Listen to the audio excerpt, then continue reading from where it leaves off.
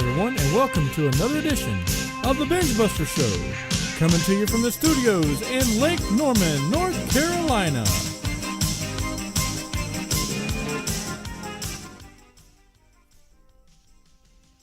Hello, everyone, and welcome to a new edition of the BENGEBUSTER Show. I hope everyone had a great, fantastic, terrific Memorial Day weekend. I had a really fun weekend. I took the family down to the zoo in Columbia, South Carolina, Riverbank Zoo, and I'm gonna tell you something. If you guys enjoy zoos but don't like to do a lot of walking, this is definitely the place for you. I highly recommend it. They've got things for kids for all ages and the adults, and what's really cool is like the animals are like right up there on you. Unlike other zoos that you go to and like seems like the animals are so far away, these are kind of like up close and personal. Not all the animals, of course, like the gorillas and things like that are kind of, they're behind fences and behind glass, but you can feed the giraffes, and it's just a really cool place. And if you like snakes, they got some really cool snakes there. They actually have a king cobra.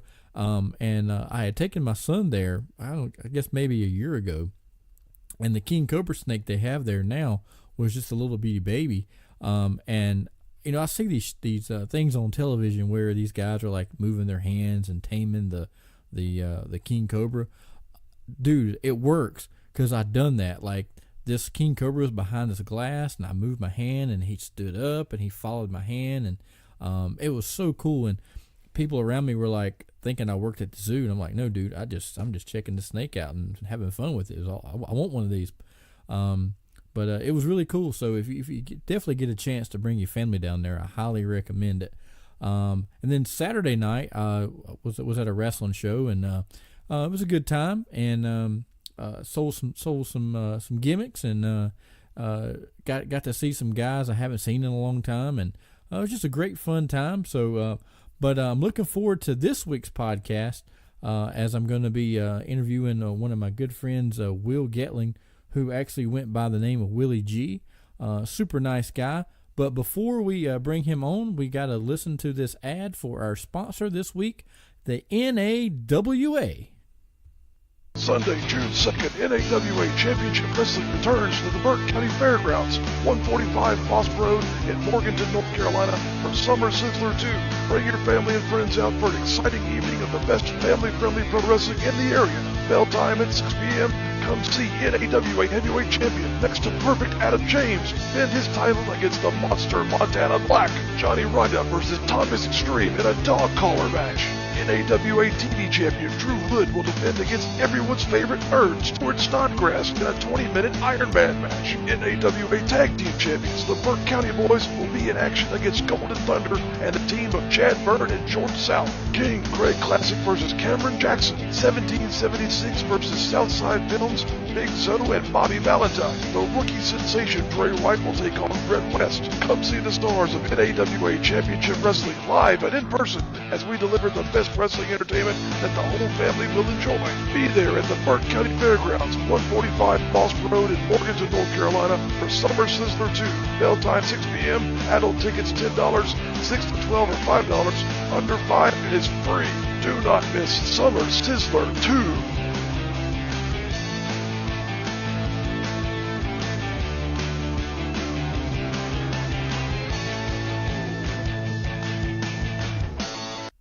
All right, everyone, and welcome to this new edition of the BENGEBUSTER Show. And my guest this week is none other than Willie G. Willie, how you doing today, man? Hey, Tony, I'm doing good, man. How are you doing? I'm good. Long time no see. Oh, yeah. It's been a few years. It has been. So speaking of being a few years, do you remember the first time that you and I met and worked on a show together? I believe it was the first time that I ever went up to work at the Click for NEW. And I believe that was back in 2000. Yeah, in 2001, I believe. Yeah. But I was thinking it was a show at the Boys and Girls Club. Yeah, I mean that's a good possibility. I think maybe you're right. Maybe we actually got introduced to each other at the Click because if I remember, I think I only went to like a couple of the Click shows. Right. But I know whenever he had whenever he would run the Boys and Girls Club there in High Point. If I remember right, I think he had you like I think the first match you and I ever worked together, it was like a maybe a 4 or 5 way dance. I know it was you, me. Yep. Maybe Ravishing Richie Driggers. Yep. I think maybe he was in there, and a couple other guys, but I don't remember who the other two were. But I remember you and I probably had the most experience in that match. It was it was a 4-way dance for, I believe it was either like the television title of NEW or some title that it was actually California Joey Eads. Yes, that's right. Joey was in there too. Me, you, and Ravishing Richie. Absolutely. That's right. Yep. And you know the cool thing was Joey and Richie both. I kind of started gave them their training, their start. I mean I kind of met them through Kurt, but they kind of hung with me for a while, and then when I shut down my organization, I think they went with Kurt and started doing shows with him, but yeah, it's kind of funny how all these guys just kind of everybody's intertwined. Oh yeah, and they were both good guys. I liked working with both of them. Oh yeah. Richie was a heck of an athlete, and Joey, man, like I've probably been in the ring with Joey 25 times.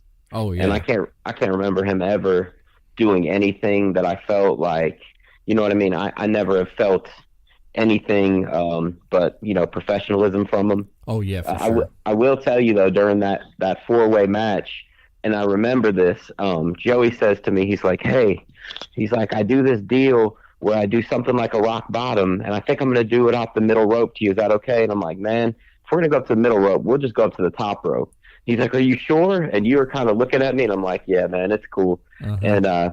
And I was the first one to get eliminated from that match. I liked it, though. It was a good match. Yeah, and, it was fun. Like I said, I think I might have met you before then, but maybe not. We may have crossed paths at the Click. Uh-huh. I thought that we had, but I could be wrong. It's been a while. Yeah. Because I remember when he started doing shows at the Click. Kurt and I, like, I had my organization, and then Kurt came to one of my shows and said, hey, I've been wanting to get into wrestling. I'm like, okay, sure, come on. So he was like my partner for a while. At that time I was kind of burnt out a little bit. I had some personal issues going on. My marriage was failing, so my heart and mind wasn't in the wrestling. But I had all these guys that were kind of dependent upon me. So Kurt kind of helped me out there. But then when I realized, whatever. Kurt and I wouldn't say we had a falling out. We just had a disagreement on the production of the show, where I wanted to go. I was old school, he was new school, and a lot of times we clashed, and so I could see that a contrast in philosophies. Yeah, for sure. So he decided to go do his own thing, and I done mine, and of course, when my marriage failed, I picked up a phone and called somebody, and I'm like, hey, I got this ring for sale, come take it off my hands, and he come and bought it. And then I saw Kurt months later. He's like, hey brother, I want to rent your ring. I'm like, I sold it. You what? He wanted to buy it, but I said, well, I didn't know. But then I took a little time off wrestling for a while, and then Kurt kept calling me, brother, I you got so much talent. I got all these new guys. I could really use your help. And he just kept chipping at me till finally I gave in. And then that's when I came back.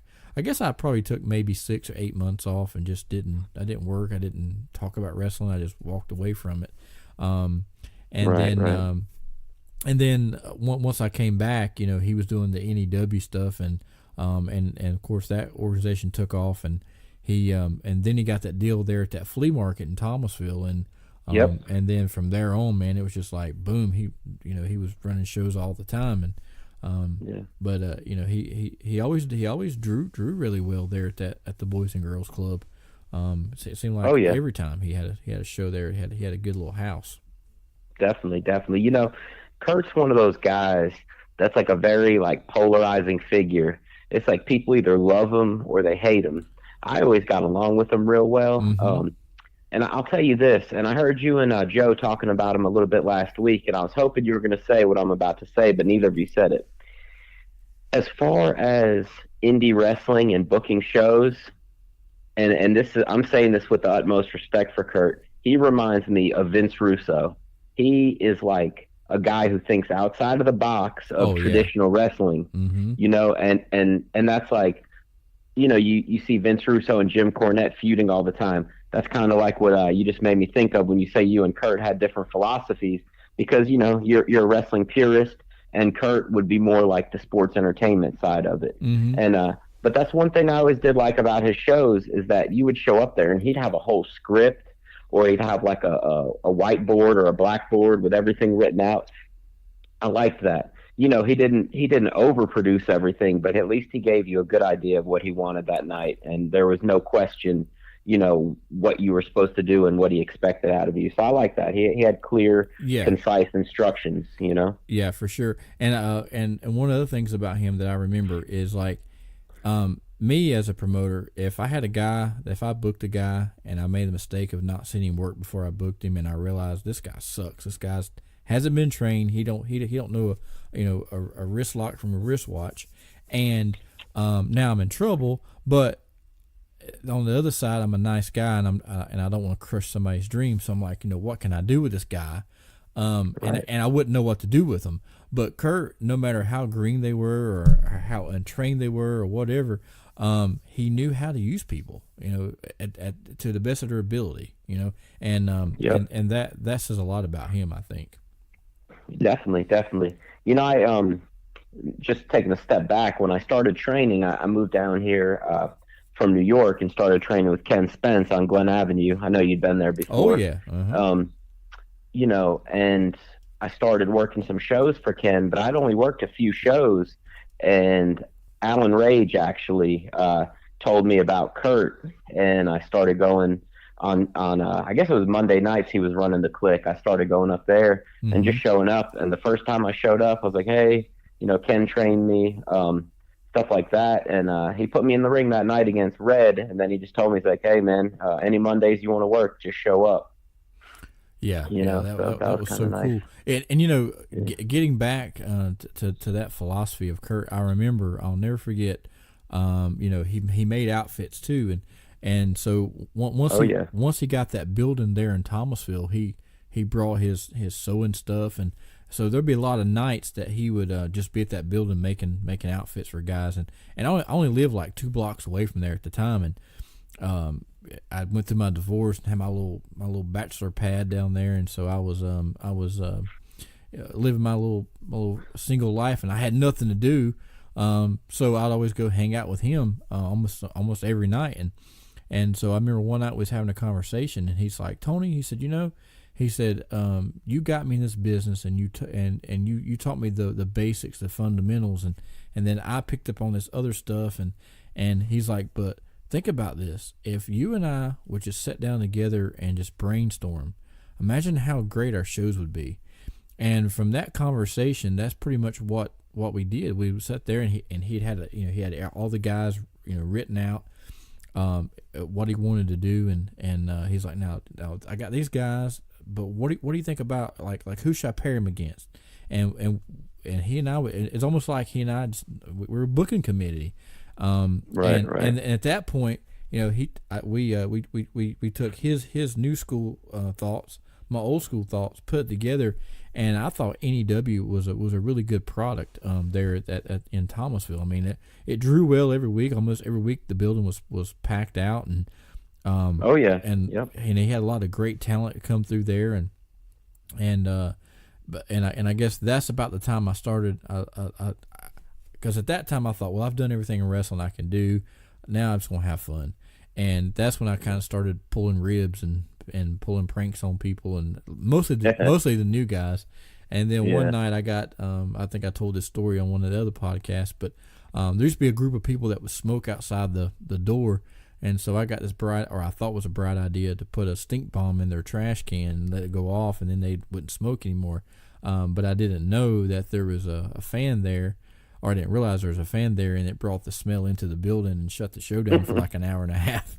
And Kurt was so mad. He's like, Tony, why don't you go find out who it is? If it's a fan, you bar him forever. If it's a worker, you fire him. But let me know who they are. I'm like, okay. And I remember Matt Houston was in on the rib with me. He's like, brother, you gonna fire yourself? I thought that was so funny the way he said it. I was like, oh. So I'm out there and halfway dressed, spraying air freshener, trying to get the smell out. And I was like, oh man, Lord, if Kurt finds out, he's gonna kill me. And I held that. I never told him for like, I don't know, 4 or 5 years. And then one day we were hanging out, and of course he was done wrestling. I was like, Kurt, I said, man, I need to apologize to you. He's like, about what? And I told him, he's like, oh man, he said, that's water under the bridge. He's like, but that was a pretty good rib. I said, yeah. I said, but I wasn't trying to clear the building out. I was trying to, pull a rib on the smokers. And he's right. And he was like, well, he goes, that was pretty good. He goes, but man, that was the most horrific smell I ever smelled in my life. I said, it was pretty bad. I wasn't there for that show, but I definitely heard about that. I think I might have wrestled there like the next week or a couple weeks later. And somebody had told me about that. I definitely remember hearing about that. So that's funny that all these years later, we find out who it was. Pretty good stuff. And the funny thing, the first person, like we're all in the back, we're going over our matches, and Randy Hedrick, Randolph, he comes back there. He's like, Kurt, some stupid idiot that let off a stink bomb in the building, and all the fans are leaving. And the building was packed out too. I mean, there wasn't no empty seats nowhere. And Kurt's like, what? And I looked over at Henry, and Henry was like, uh-oh. And I was like, shh, kayfabe. And he was like, he's like, you're getting in trouble. I was like, no, don't say nothing. And then Kurt walks out there, and I'm still getting dressed, and he comes back through the curtain. He's like, Tony, he's pointing his finger at me. You better go out there right now and find out who did this. I'm like, okay, I'm going to go right now. I was like, oh my gosh. That was pretty funny, though. Yeah, one thing about Kurt's shows, it's amazing, but with it being good shows, it always seemed like there was some kind of drama going on. Did you ever notice that? Oh yeah. Every time. Yeah, and my philosophy, I used to always tell Kurt, I was like, as long as if the wrestlers would leave their wives and kids at home, there'd be no drama, because that's where all the drama came from. It was some wife or some girlfriend or some kid pissed off somebody else, and oh man, it was just you're right though. It was always drama somehow. And you know what? I think that's one of the major reasons why Kurt has no interest in being in wrestling anymore. I wouldn't be surprised. At all. I really do. And the sad thing was, he had a good thing going at that show, and I think some fan or maybe some wrestler's wife got pissed off, and called the cops and made up this story about how he had too many people in the building. And the only way they could get rid of him was to, start some kind of crap like that. And then the fire marshal came down there and shut him down. And after that, he just said, I'm done. Yeah, I remember that. They actually, the other thing that they said was that he didn't have ramps going into the bathroom. You remember that? Oh, yeah, that's right. I forgot about that. Yep. That was one of the other reasons. Because I was working for him, pretty regularly at that point. I remember I had a heck of a match with Jay Money from the Southside Players there. Oh yeah. One of my favorite matches ever. Yeah, that was fun. Well, speaking of him, he told me something really funny, or he said something really funny one time. We were doing this angle, and I think you were probably there for this, but we were doing this angle where it was a 6-man. It was like me and my team against Kurt, Matt Houston, and maybe Paco Loco or somebody. But anyway, the loser, whoever got pinned, had to leave NEW, and of course I lost. And we built this thing up really good. This goes back to one of those things where me and Kurt sat one night and brainstormed and came up with this great idea. So the idea was, or the way the gimmick was or the angle was supposed to run, 6-man tag. Whoever gets pinned has to leave NEW. Of course, I get pinned. All the baby faces come out. Of course, I got pinned, in a dirty way. And so all the baby faces come out, and they're protesting, that ain't right. So Kurt's like, all right, I'll tell you what, I'll give you one more chance. You come back next week, and if you get pinned next week, you're out of here. Okay, fine. We'll come back next week. Boom, I get pinned again, and now I got to leave. So now I'm telling the fans, I'm going to be back next week, and I'm going to tell everybody goodbye. So the next week I come back, and I'm wearing my street clothes, come in the ring, and tell the people thank you for everything. I'm like trying to build up tears and make it seem like I'm leaving and whatever. And then Kurt and Matt, they're celebrating in the ring, and I go to the dressing room, and then they're doing this match, and like they start like I think they jump some new kid maybe, and they start playing the Charlie Brown music, and then I got the old Jimmy Valiant Charlie Brown gimmick, and I come from the dressing room, come in the ring, boom, I'm bumping them, boom, boom, boom, and then they're that's terrific, Tony, that's bull crap, that's terrific, Tony. And so then the next week they come back, they go, and Kurt demands, he tells the commissioner, who I think Randy was the commissioner. He said, Nick, I know Terrific Tony lost the loser leaves town, but I know that Charlie Brown guy was Tony. Now next week I want Charlie Brown here and Tony in the same ring at the same time, and if they can't be here, then I want Tony fired indefinitely. And Randy was like, okay, I'll see what I can do. So the next week I come back out in my street clothes, and they're in the ring, and I said, he goes, see, I told you, Charlie Brown and Tony is the same guy, because Tony is out here, no Charlie Brown. And all of a sudden they hit the music, Charlie Brown music, and here comes Jay Money dressed as Charlie Brown. And he comes in the ring, he's dancing, he gets on the mic, and he goes, I'm Charlie Brown, Daddy. And look, Charlie done got Brown. And he pointed to his hands. Man, perfect. I thought I was going to die. It was all Kurt could do to keep from laughing. But man, it was just great stuff. And back then, like, wrestling was so much fun because, yeah, it was. The egos were left. There weren't no egos. Everybody was together. Everybody thought, nobody in that dressing room, at least I don't think so, ever felt like they were better than anybody else in there. It was like a a unit, where everybody worked together and everybody was trying to help each other. Oh yeah, absolutely. So was the Grease Monkey working? Did you train the Grease Monkey? No, that would have been a Kurt project. Okay, because I'm going to ask you a question now. Okay. Do you know how many Grease Monkey fans it takes to screw in a light bulb? All of them. Both of them. I love it. That's true. But nah, I like the Grease Monkey. He's kind of a good guy, but man, he was wild in the ring, man. Oh my gosh, yeah. Speaking of him, I remember you had booked me on this benefit show up there in Pofftown, and you teamed us together against Money and Mayhem. Right. Okay. And we're in the dressing room, and I was, they were like, "What are you gonna do?" I was like, "Of course we're gonna do some funny 80s spots and everything." And I said, "Okay, Grease, this is what we're gonna do." So, I'm gonna come in the ring. We're gonna do this. They're gonna slam me. They're gonna slam you. Then they're gonna pick me up, and they're gonna throw me on top of you like a high cross body. Okay. Well, when they throw me on him, I don't know how he done it, but he got his knees up, and I came right down on his knee instead of on his chest, and took the breath out, and I was like, well, how did you screw that spot up? And then we get in the ring and do the rowboats, the Midnight Express, Rock Express rowboat spot. And the rowboat, yep. And he messed that up too. I'm like, oh gosh. And I remember Joey going, Grease, it ain't that hard. I was like, yep. Yeah. It was pretty funny though. That sounds like it.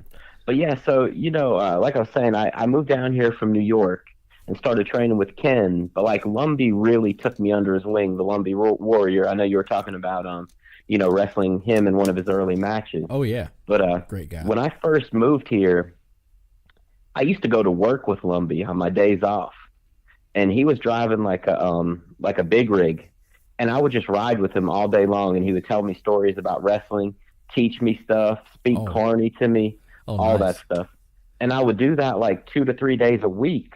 And really, my first show was out here in Henderson, North Carolina, at like a county fair. Mm-hmm. He took me with him. He's like, "You want to ride with me?" And I'm like, "Yeah, cool." Well, we get there, and he's like, "Oh, bring your gear just in case." I'm like, "All right, I've only been trained for a month or so," and he's like, "Hey." He's like, "Put on your gear, man." I told the promoter, "You're going to be my manager." So I managed him that night. I think I want to say that he wrestled against Koloff, not Ivan Koloff. What was his nephew's name? Oh, Nikita.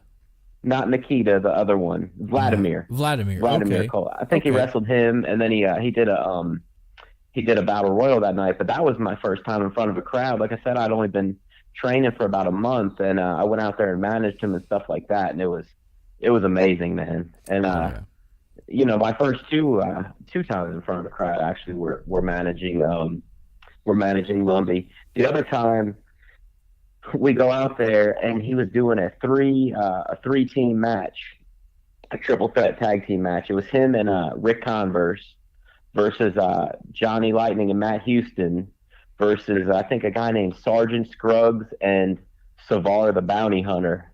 Okay. And I actually have a blog about this, but I'll tell you real quick, this is kind of a funny story. I'm sitting there and, like my main thing was to work the crowd. I'm like, I'm going to work the crowd as much as I can to get used to it. It was a good crowd, couple hundred people. And the Stro was in the main event. Joey Sylvia made his debut that night. I didn't realize, but half the crowd was there to see him because he lived kind of close to there. Oh, cool. But so Matt Houston and Johnny Lightning, they had this girl in their corner. I'm not sure who she was, but she was a little bit trashy, and I started like the trailer park trash chants on her. Oh, nice. And man, the crowd was going like ballistic, calling her trailer trash. Here comes Johnny Lightning out of the ring. He comes over to me, and halfway through a suplex, he's like, "Are you trained?" And suplexes me right on the floor. Oh, no. I was like, yeah, it must have been somebody who was important to him, but it was cool, man. I got mine, it's all good. But oh, that's great. But yeah, those were some good times. Like I said, I owed a lot of what I did to Lumbee, and obviously Ken, but like Lumbee really, he was my first friend in North Carolina and really just did a lot of stuff for me. I remember one time, you're talking about ribs. I remember one time we were at a restaurant and I went to the bathroom and I came back. I was drinking Sprite. I go to take a big sip and I see this huge smile on Lumbee's face. And all of a sudden, man, like a ton of salt came right through my straw. Oh, that's the worst. He just busted out laughing. But like, we were always doing some stuff like that to each other. But yeah, he helped me, like get on like a lot of my early shows. Him and Ken, they helped me get on with Plano. I did some of those NDW shows. I know he was on your show a few weeks ago. Oh, yeah. Chris, a good friend of mine. Yeah, New Dimension was awesome, man. I loved working for them. The first one actually was on a Thanksgiving night in Poptown. And Lumbee's like, "Oh, just show up, man. I'll get you on the show. Don't worry." And, Ken was there, and they got me on Chris's show. And, I ended up doing a few of his shows here and there after that.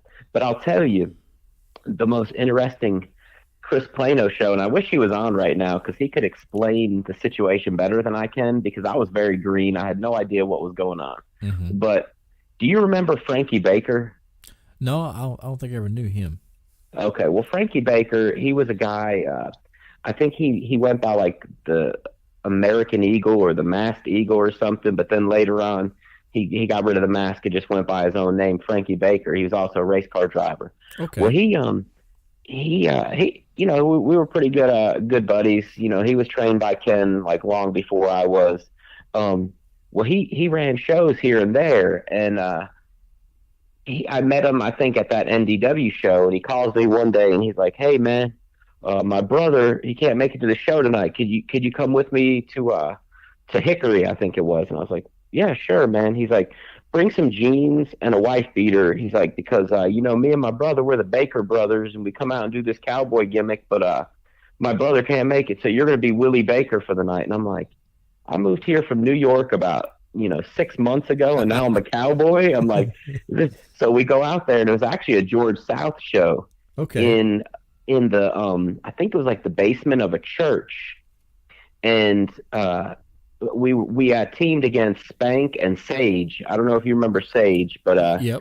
He was pretty good around here, and we did 2 TV tapings for George South.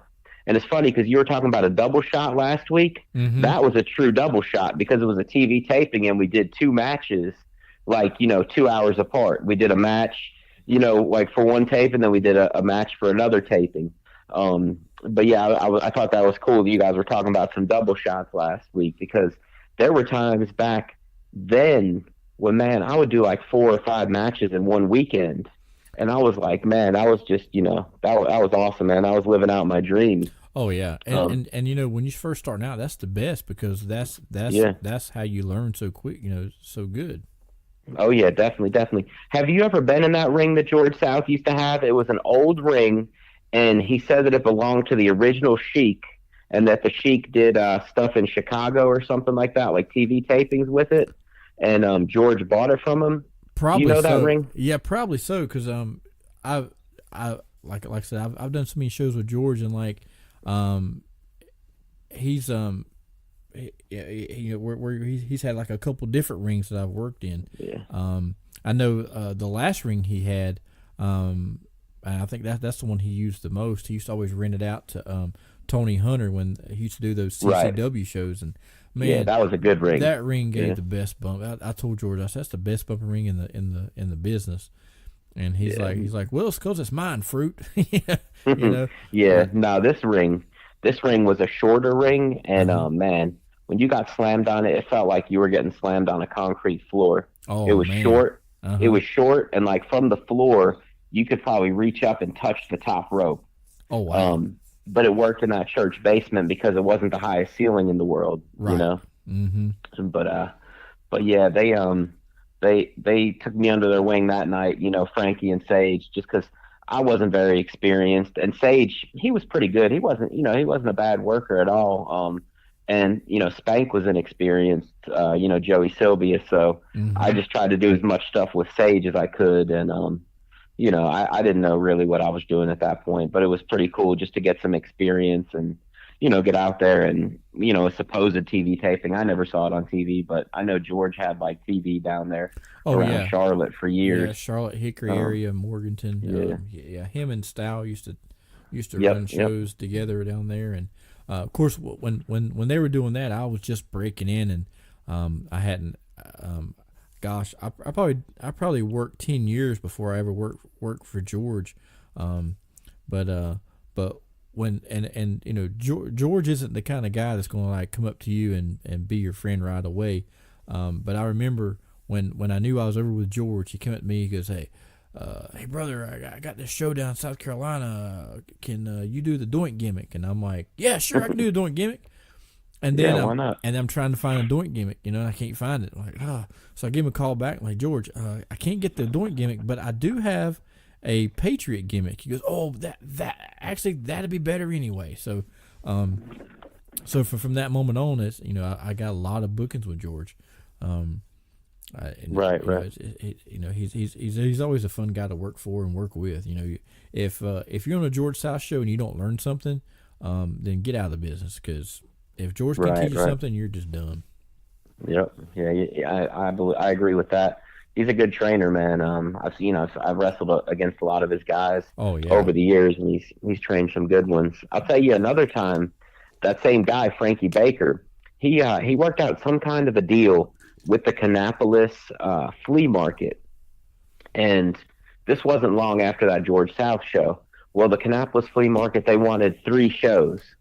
So Frankie wanted me to go there and work against him, and I guess he called George and had George put on the other 2 shows. It was, I remember it was sponsored by this company called Pro Satellite. So Frankie tells them, okay, listen, it's like, I'm going to do a gimmick, just about you guys. So Frankie decides he's going to be the Pro Satellite Phantom, which was pretty strange. He wore like the Pro Satellite t-shirt and just threw a mask on and some jogging pants. Oh, nice. Well, right. So we're down there in Kannapolis in this flea market, and it's pretty country, and I'm fresh out of New York. I go out there in my New York jersey, and I'm talking shit to the crowd and, getting them riled up. And like this one guy, he just kept staring me down and yelling at me and stuff, and I'd be like, you don't want any problems with me, blah blah blah. And Frankie comes out there, and we did a little match, whatever, probably 10 minutes, nothing spectacular. But that guy, even after I lost, that guy was still yelling at me, and I'm like, if you think it's easy to win a match, why don't you get in the ring? And he starts coming towards the ring, and all of a sudden, like, the cops they like run through the crowd and stop this guy from getting in the ring. I'm sitting there like, I really hope he doesn't, because he was, he's kind of a big guy and wearing overalls, looked like he was fresh off the farm. And yeah. And they're like, you out of the ring. And they walked me to the back, told me to get changed and leave. And I was like, all right, man, I was like, yeah, that was some really good heat to start off my career. That was definitely a memory I'll never forget. I was thinking about last week when you were telling me about, cops, having to watch you out of the building and stuff like that. Mm-hmm. Yeah, that's only happened to me once, but that one time was like, oh, that was kind of scary.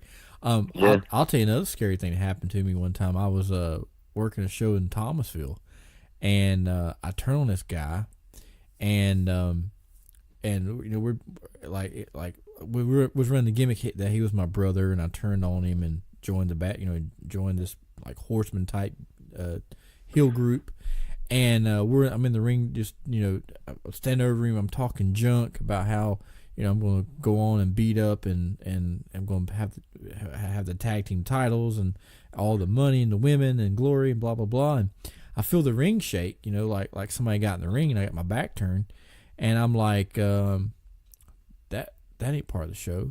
And I thought to myself, dear God, if I turn around, there's this big son of a gun in the ring, I'm running, right?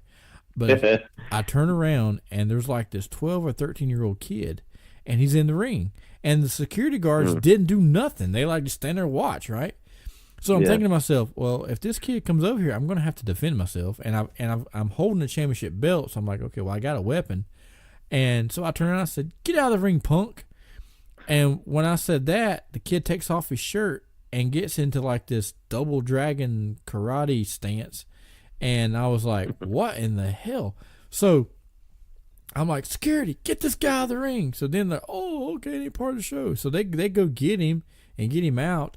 And then I get back to the back, and I'm like, you guys see this little kid jump in the ring? And one of the workers, I don't remember who it was, but he's like, oh, dude, that was my brother. He's like a 3rd-degree black belt in Taekwondo or something. And I'm like, that kid could have probably kicked my head off. He goes, oh, yeah, dude, he would have killed you. I'm like, oh, my God. I was like, dang. So I remember going over and yelling at the security guards. I'm like, listen, if anybody gets in this ring, if they don't come through that door, you need to get him out of the ring. I said, because that guy could have got hurt, or he could have worse. He could have hurt me. And of course, all the guys in the back from that point on, they ribbed me about it for a little bit. They're like, yeah, Terrific Tony got beat up by a 12-year-old. But, right. And of course, back then I was still small, so they were like, yeah, and the 12-year-old was bigger than him, that kind of thing. Yeah. But yeah, you never know, man. This day and time, you're in the ring and you're working and you get a little heat. And you're right. They might jump in with whatever. Yep, you're right. Hey, so back to what I was getting towards. Mm-hmm. So Frankie Baker, I've been working for him for 6 months, doing shows here and there, and he's like, hey man, we got this huge opportunity. He's like, we're going to be in Arcadia in a couple weeks. This is going to be big. This TV station is going to film a pilot show for us. And apparently he had done something where he was working with Plano, and they were starting up this upstart company and filming a pilot episode on a Friday and a Saturday night. It was going to be called Y2K Pro Wrestling.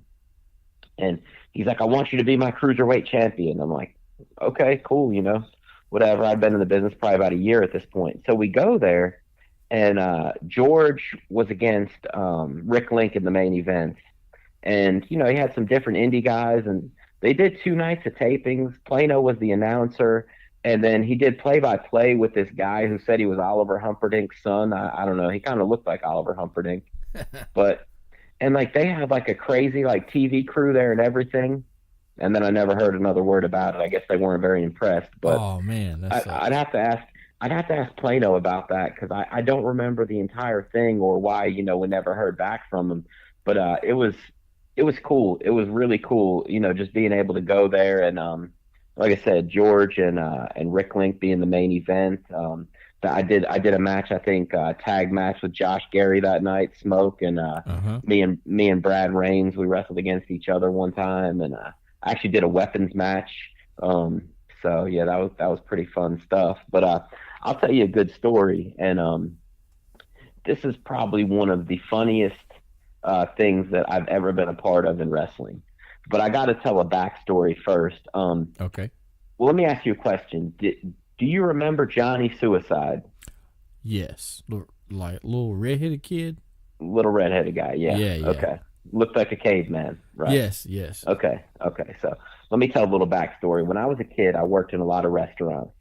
And the first restaurant I ever worked in was a place called Milo's East. It was in Hampton Bays, New York, my hometown.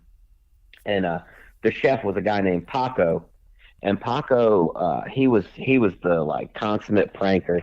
Like he would prank everybody, always joking around, doing practical jokes. So he comes in one day and he walks by me and he says, "Whatever I say, go along with it and just bet on what I bet." And I said, "Okay, cool." So he tells them, he's like, "Guys," he's like, "I haven't had anything to drink today, and the Windex over there looks good." And he grabs the Windex bottle and he acts like he's going to drink it. And he says to the waiters and waitresses, like, "What, you don't think I'll drink it?" I was a busboy, whatever. I'm standing there. Mm-hmm. And he goes, "I'll drink it right now. How much you want to bet?" And somebody's like, "Oh, I'll bet you $10. Paco's like, "All right, I'll put $10 up on it." So I'm like, "I'll bet $10, so drink it." And somebody bet me $10, whatever. Well, Paco takes it, swigs the whole bottle, throws it in the trash, and we, take the $20 each and whatever, walk away. Well, I remembered that, and, we go to the back, and he goes, "Man," he's like, "those idiots, don't they realize the Gatorade comes in a blue flavor now?" And I'm like, okay. I was like, "That's awesome. good. Yeah, that's good stuff." So years later, I'm booking for the USIWF, and we have Johnny Suicide, and he's supposed to kind of be like a crazy person from an asylum, whatever. Yeah, but dude, well, I don't think that was a gimmick. I think that was really him. I know that was really him. So the match was, I believe, the Untouchables, which was Jason Creation and Justin Feach, versus Louis McNair and Johnny Suicide. I think Louis was doing he wasn't Scrapyard Dog. I think he was Cosmos. So they're in the match, and I said, "Johnny, halfway through the match, this is what I want you to do. I want you to act like you've got to go to the bathroom." And I was like, "Just grab yourself, run to the bathroom, go in the bathroom." I was like, "Go in there for 30 seconds, flush the toilet. We're going to go through the whole thing." I was like, "And I want you to grab the Windex bottle from underneath the sink and come out drinking it." And he's like, okay, we could do that. And I give him a bottle of Windex. I said, "Just, get this Windex out of here, get it cleaned up, put the Gatorade in there, and, we're going to run this spot." I was like, "I think it'll get you, a good pop." So they took it one step further, where when he got in the ring, he spit it in Creation's face, and that's how they were going to do the finish, right? Okay. So he, it's going along good. I got this on video too. It's hilarious. So they're going along, and Johnny runs out of the ring like I think he was not the legal man. I think Louis was the legal man. So he gets out of the ring and he goes to the bathroom. The one thing that went wrong with it that I didn't think of is that somebody could be in the bathroom, and on Glen Avenue, it was only like one person at a time in the bathroom, so that kind of messed us up. So he's standing there and he's holding himself and he's like dancing back and forth. He sold it perfectly. He goes in there for the 30 seconds. He comes out and he's drinking the Gatorade out of the Windex bottle, and everybody thinks he's drinking Windex. And he gets in the ring. He spits it in Creation's face, and then they do some kind of finisher, and he pins Creation. And you see Creation rolling. He runs outside and pukes. Creation did, like legit pukes. Oh, no. And after the show, we get the bottle, and he had dumped out the Windex, but he didn't wash it out at all. So it was pretty much a mix of Windex and Gatorade that he got spit in his face. Oh my god! And it was hilarious, man. That was like one of the funnier moments that I've been around the business. That was something we always joked about with Creation, him throwing up outside the VFW from that. But yeah, those were some good days. You didn't train him, did you? He actually, when Kurt and I were running together, he actually came in for a little bit, and at at the time, I think Jason Creation was running like, I want to say he had some kind of like genie gimmick, like he was a genie or something of that sort. Abacabala. That was a Kurt Solo gimmick. Yeah. Yep. He was doing that. But then he took off with Kurt, and I folded my organization, and that was pretty much it. And I didn't see him. No. I wasn't talking about Creation. I was asking if you'd trained Johnny Suicide. Oh, Johnny Suicide. No. Johnny Suicide was totally with Kurt. After Kurt and I split, he was like one of the first ones. Now I gotta tell you about another guy, and I don't know his name, but he was also one of Kurt's guys, and he used to paint his face. Do you know what I'm talking about? He used to paint his face. Yeah, he had like long hair, but he painted his face like. Are you talking about Ozzy? No. Or are you talking about Nick? No, neither one of those. Not Night Shift? Okay. Now, those guys actually started with me. I trained them. Yeah, they were pretty good. Yep, I trained them. They were good. But no, this guy wasn't like them. He was a really big guy. I can't remember his name, right? But but I'll never forget. Kurt had just started running the shows there at the Thomasville Flea Market, and somebody else was tag team champions. It could have been me. I don't remember now, but are you talking about Hellshock? Hellshock, that's it. Okay. Yeah. Okay. So I'm driving past the library in Thomasville, and standing on the corner of the street, is him. Face isn't painted, but he's wearing his ring jacket, and he's got one of the championship belts draped over his shoulder, standing on the street corner, and cars are blowing the horn at him. He's waving like, "Hey, what's up, dude?" And so I give Kurt a call. I'm like, "Hey, Kurt, you wouldn't happen to be missing one of your tag belts, would you?" He's like, "Oh, no, but I let Hellshot borrow one. He wanted to take it and show it to his family." I'm like, "Yeah, well, he's standing on the street corner, and he's posing." And Kurt's like, "Oh, geez, you got to be kidding me." It's like, no. That's great. So here's a funny story. So I don't know if you remember this, but years later, every time somebody had to take a crap, they would say, "Hey, I gotta go take a hell shock." That was like a running joke in the back.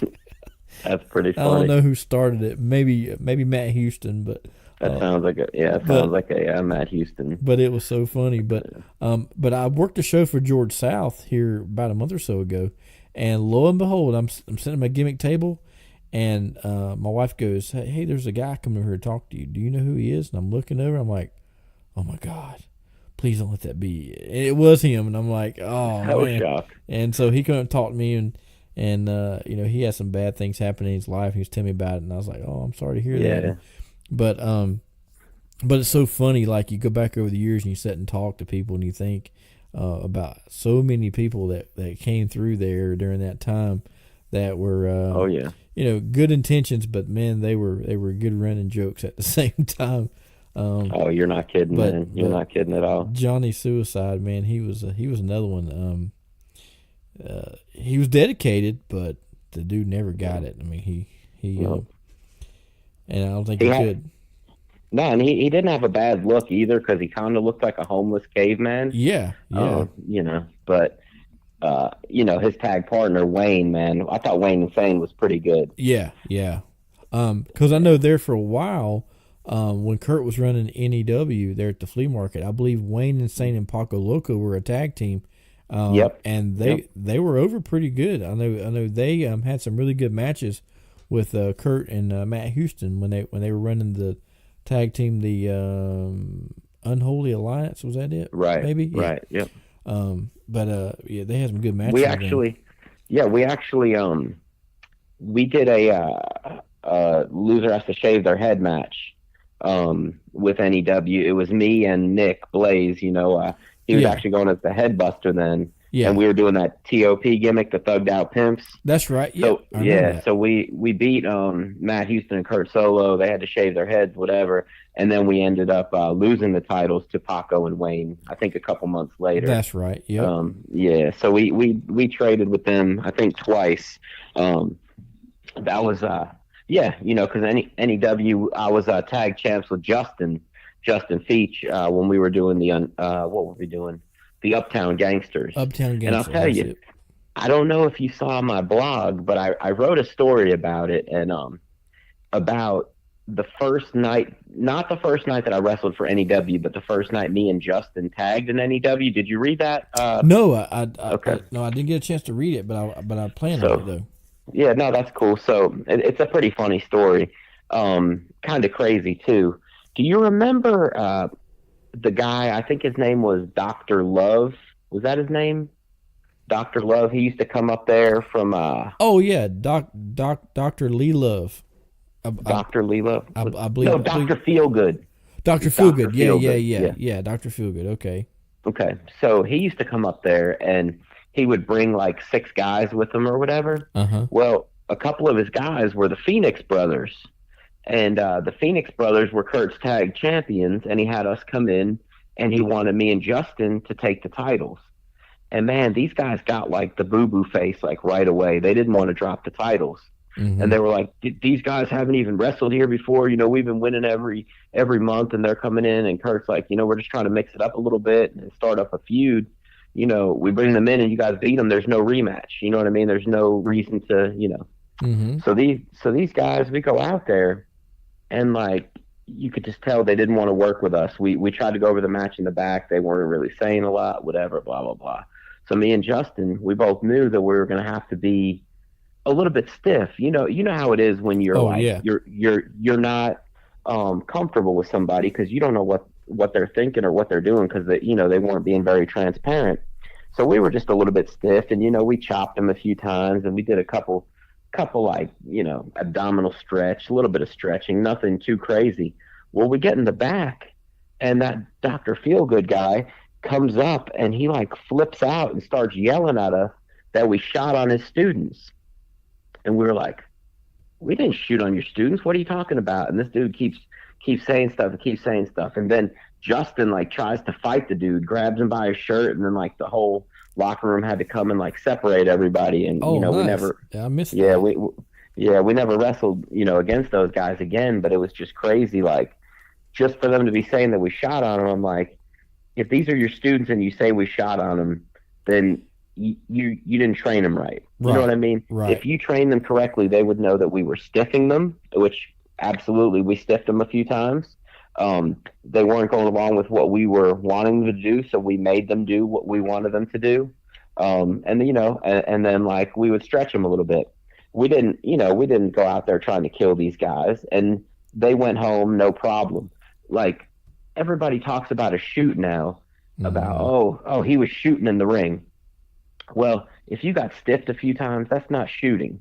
I know you started a little bit before I did. Probably what'd you start about 95? No, I started in 92. 92, okay. So you started 8 years before I did. But even in 2000, when I started, if somebody got shot on, they were going to the hospital that night. Right. Yeah. You know what I mean? They weren't going to the bag and saying, "Oh, I got shot on." No, there was an ambulance coming. Somebody got their leg broken. You heard stories about like Rick Link and Manny Fernandez shooting on somebody and actually shooting on them. Right. You know what I mean? Not just, putting a little bit of extra into a punch or a chop or something like that. The difference, and a lot of, and you're right, a lot of guys are misconstrued about it.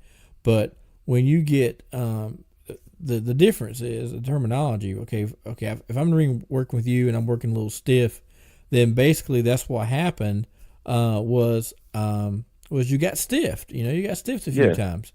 But you're right. When you get shot on, it's kind of like the, I ain't gonna bring up no names, but kind of like the incident that happened a few weeks ago.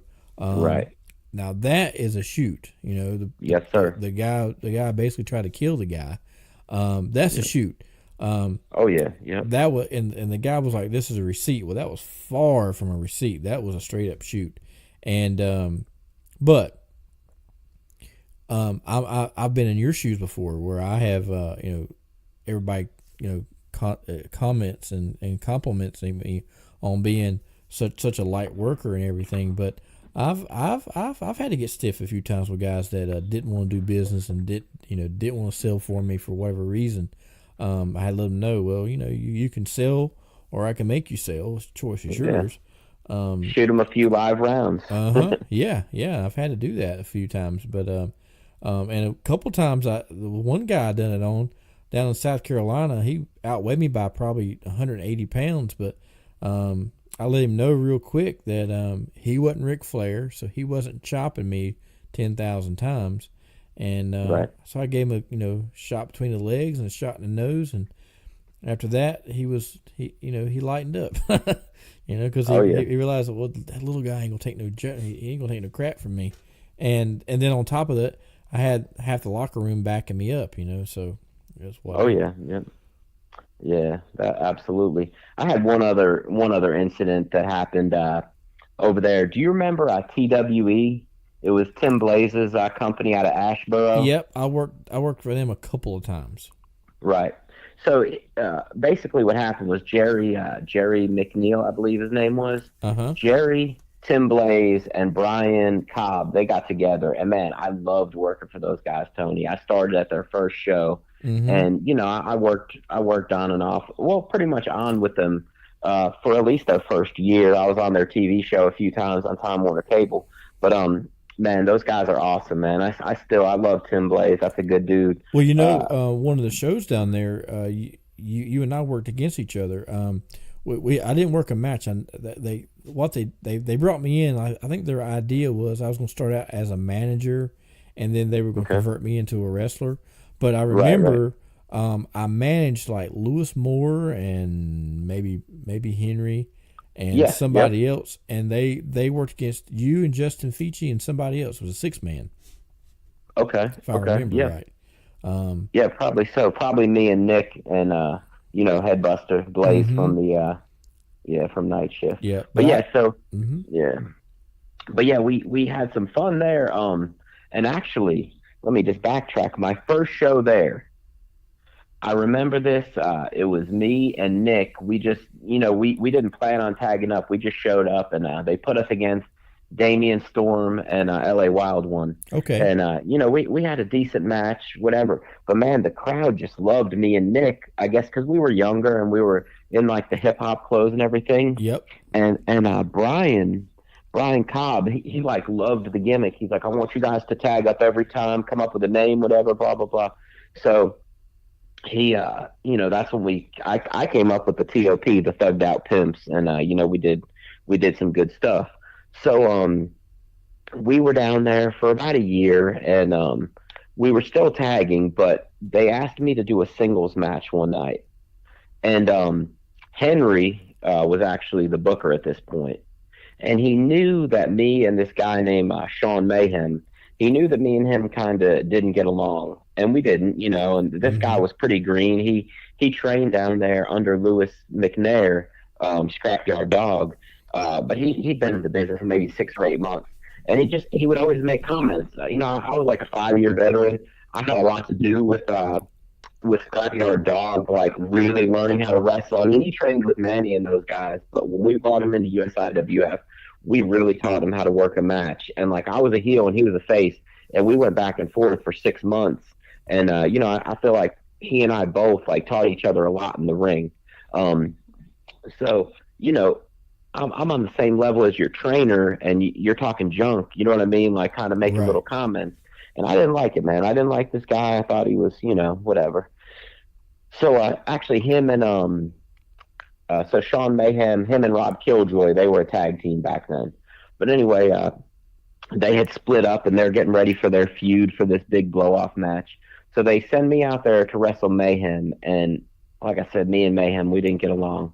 And I think Henry thought it would be funny to have me put him over. And I was like, all right, cool, man. I kind of know I'm being messed with or whatever. Mm-hmm. So we go out there, and this kid, he was cool about, calling his own spots. Well, he called his own, he called the start of the match because he was like a high flyer. He blew his first 3 moves that were his actual moves that he called. Oh, man. And I was like, you got to be kidding me, man. Like, it was really bad. So, Tony, I grabbed this dude, and I did a snapmare. Mm-hmm. And he started to get up, so I got in front of him. I snapmared him again. He started to get up again. I snapmared him again. We did it 4 times all the way into the turnbuckle. And, like, when he got in the turnbuckle, I just started kneeing him in the back. I'm like, what are you doing, man? I was like, well, you don't just jump up when I snap Mary, you know? Mm-hmm. And so he got up. I chopped him a couple times in the corner, and right there on the fly, I decided I wasn't taking his finisher. I was like, he's already blown his own moves. So later on, I'm beating him down, and I go to pick him up, and I said small package. And I remember I'd seen that in like a Bret Hart match. So like Bret was in charge, and like when he went to pick the guy up, the guy small packaged him. So I just said small package and put him over. But I was not taking his finisher because I just didn't feel comfortable with it after he, it was something, I can't remember what his finisher was, but I wasn't going to get hurt that night. You know what I mean? So and then that guy said that I shot on him, even though really I was just stiffing him, and sometimes you have to. I've been stiffed plenty of times. Sometimes I'm sure it was on purpose, me too. and that's cool. Yeah.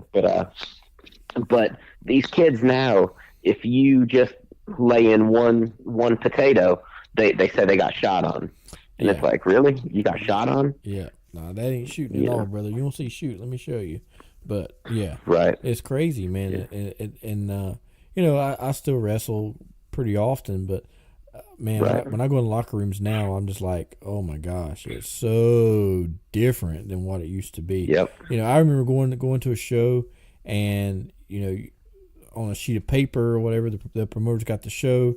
Okay, Terrific Tony versus Willie G over. That's it, And I walked up to you and be like, okay, Willie, what are you gonna do for an opening? What's gonna be the finish? All right, see you out there. Man, these guys now are in the back, putting together an encyclopedia, and that bugs the crap out of me because, okay, what happens? You plan this 45-minute match. And then you get out there knowing you're going to remember it all. And then you get out there and, I lock up with you and you snatch a headlock, but the crowd don't really give a crap. So where do we go from there? Okay, well, in the back, we decided that after the headlock, we're going to do this, we're going to do that, and we're going to do that. But at that point, none of that matters because we're training in front of these guys because what we're doing doesn't matter. It doesn't make any sense. Versus now, okay, now I'm going out as the baby face, you're going out as the heel, but they like you and they hate me, so now we got to switch it up. It drives me crazy. It's one of the, and a lot of times, I'll say something to the guys. I'll be like, you guys gonna remember all that when you get out there? Oh yeah. I'm like, you sure? Because I done forgot it, and I'm not even in the match. Yep. Oh yeah. It's crazy.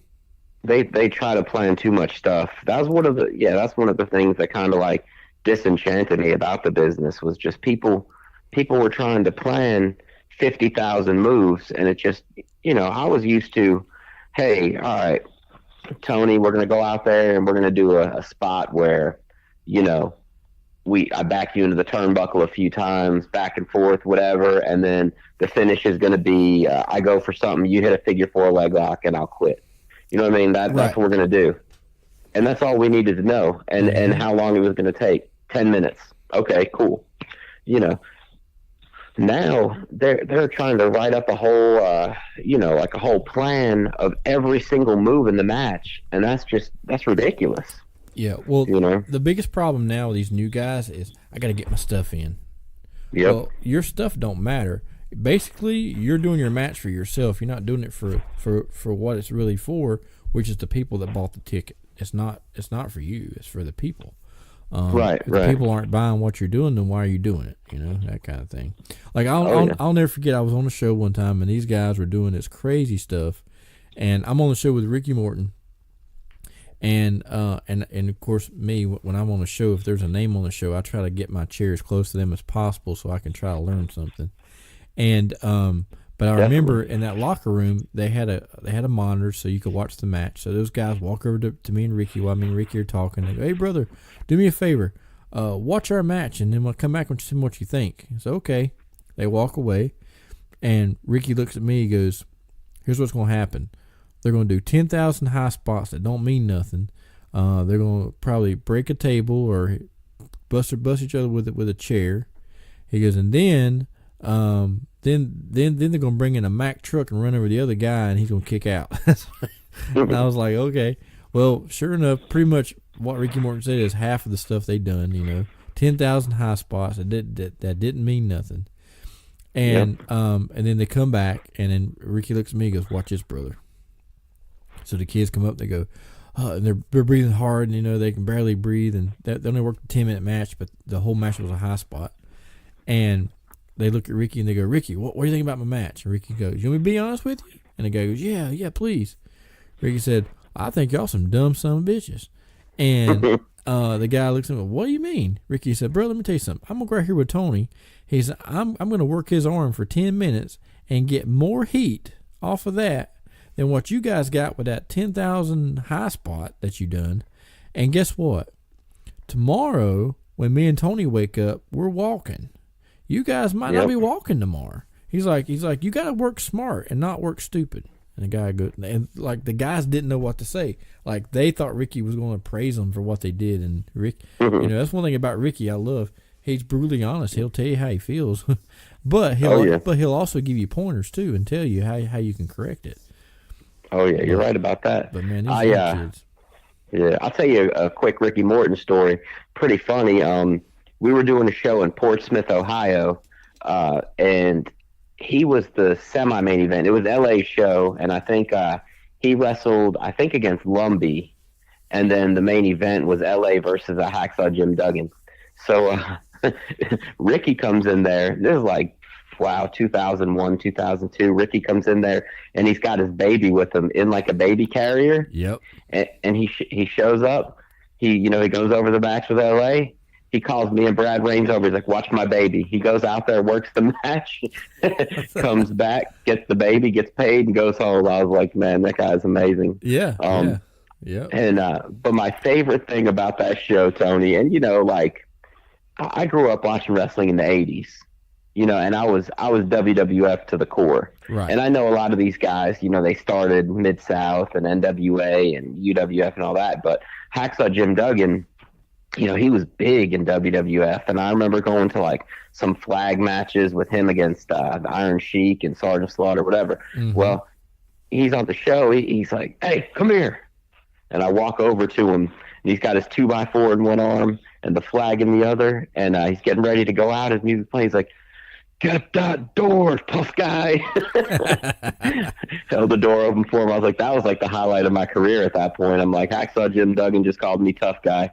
I was like, that's unbelievable. Like now I can retire. Yeah. Yeah, pretty much. That was I had a moment like that one time. I was on this show. This is like one of the first times, probably the first time I met Ricky Morton. But Ricky was supposed to work somebody else. And of course, this guy no shows, and I just happened to be the right place, right time. And I'm standing up there beside the promoter, and on this show was Jimmy Valiant and Ricky Morton. And so I walk up to the promoter, I think to give him my music, and they had me working some local yokel there. And I heard, and the two promoters were brothers, and the older brother asked the younger brother, was like, "Hey brother, so and so no shows, and now I don't have nobody to work Ricky Morton, so what do I do?" And the guy and his brother goes, "I don't know." He goes, "Well, I guess I'll put you in there with him." He goes, "No, I don't want to work Ricky Morton." He's like, "Because if I work him, I won't be able to get my stuff in, because I'll just have to do all his stuff." And and the guy goes, "Man, I don't have no idea who I can put him against, because everybody else is in a match, and I don't want to pay him to not work. I don't know what to do." And all of a sudden, his brother, the brother that didn't want to work him, looks over at me. He goes, "Well, put him in there with little Tony," and because that's what he used to be known by. And and the guy goes,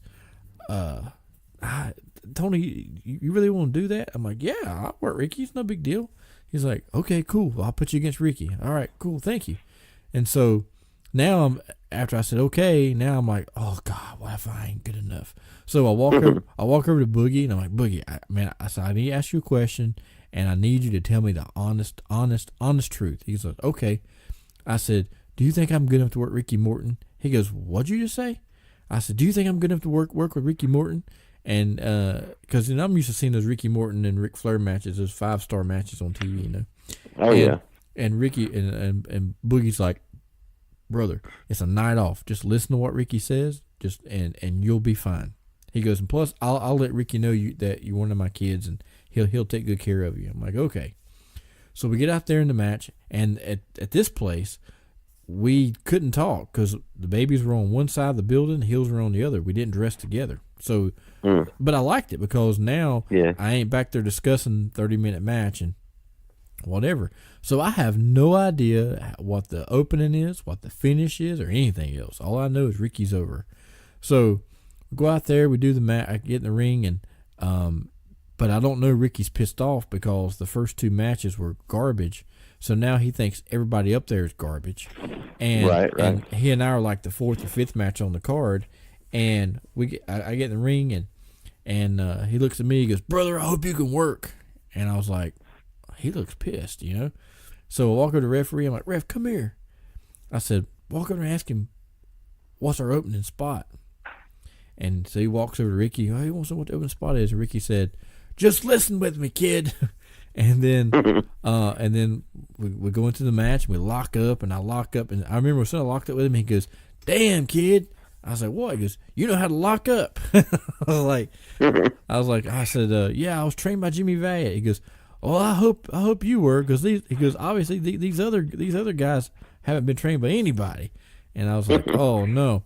So we work our match, and of course he's pissed off or whatever, and so he does this thing where he throws me on the floor. He comes out and chops me a couple times, throws me back in, and when he throws me back in, I roll around and I get on my knees and I start doing the Wayne's World. I'm not worthy. And he starts cracking up. He goes, "Damn, kid." He said, "You're funny as hell." He said, "Cut me off."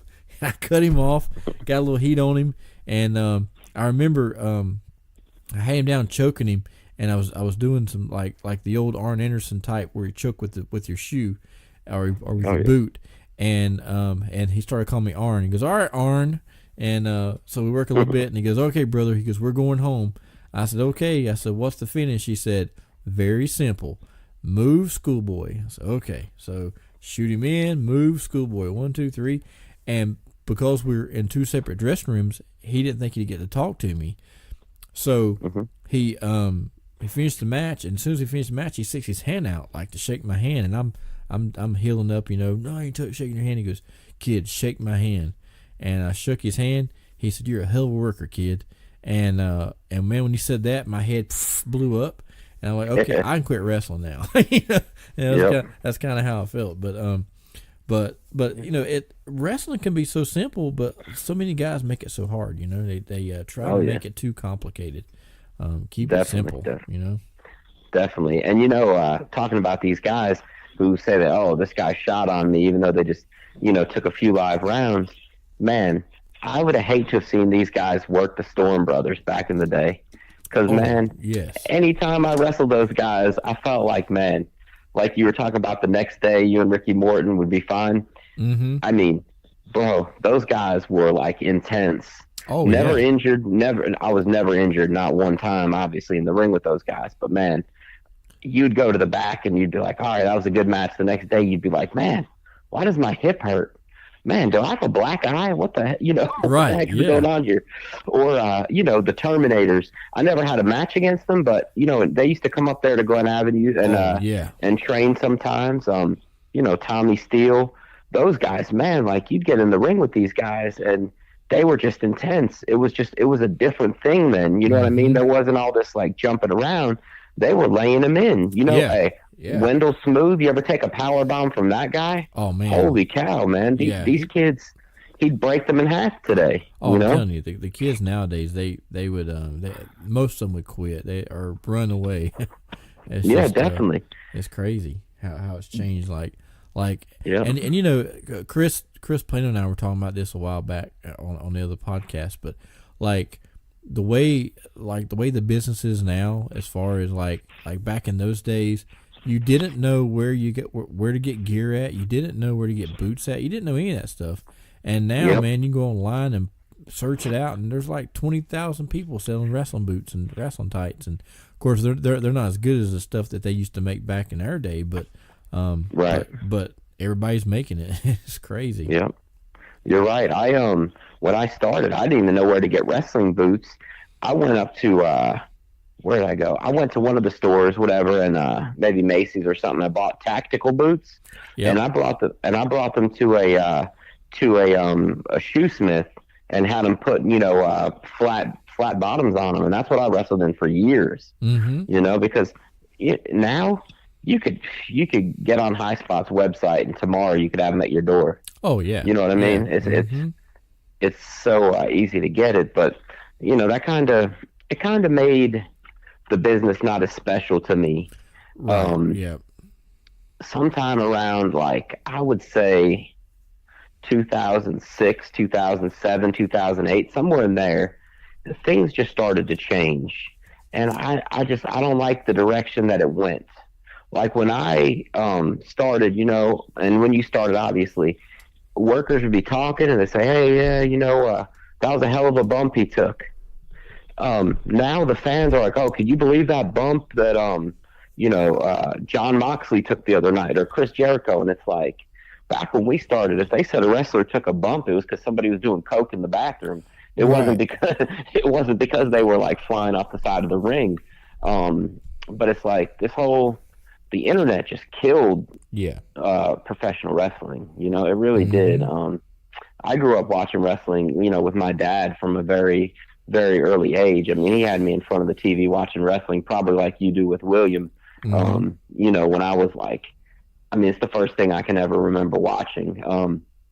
But one thing that meant a lot to me was when I started getting ready to wrestle, his favorite wrestlers, he had two favorite wrestlers of all time. One of his favorite wrestlers was Jimmy Valiant. One of them was Stone Cold Steve Austin. It was like two totally different eras. He loved the good talker, Mm-hmm. And when I got ready to start wrestling, I told him, I said, Dad, I know you love Jimmy Valiant, and my trainer knows him. I said, I'll tell you what, I'll make you a deal. Within 1 year, I'll make sure that you meet him. And it didn't take me a year. It took me about 9 months, but I got booked on one of those shows out there in Mount Airy. And I brought my dad with me. He videotaped it, and Jimmy Valiant was the main event. And he got to take a picture with him, get his autograph, and all that kind of stuff.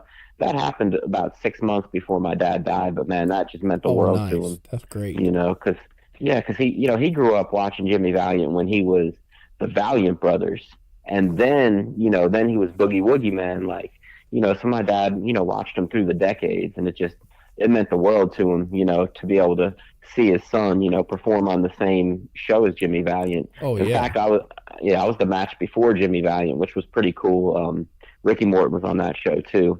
But yeah, that was, one of those things that I always remember, like, of all the things that I did in my life, that's one of the most proud, was just to get on a show with Jimmy Valiant so that my dad could meet him, man. That was big for me. Oh yeah, that's great. I remember when I was promoting my shows, excuse me, and of course I'd bring Boogie in all the time. And I remember one day I was there, and I had Boogie on the show, and it was a couple hours before bell time, and Boogie was out there getting me table set up, and my dad walks over to him and says, "Hey Boogie," says, "the guy you wrestling tonight," he goes, "don't hurt him too bad." And Boogie says, "Oh, brother, Boogie," and then my dad tells him, says, "Yeah," said Tony, said he's I'm Tony's dad, and Boogie, and of course at this time I'm like 24 years old or whatever, and right. and at this time, this was before my dad had gotten sick, and Boogie told him,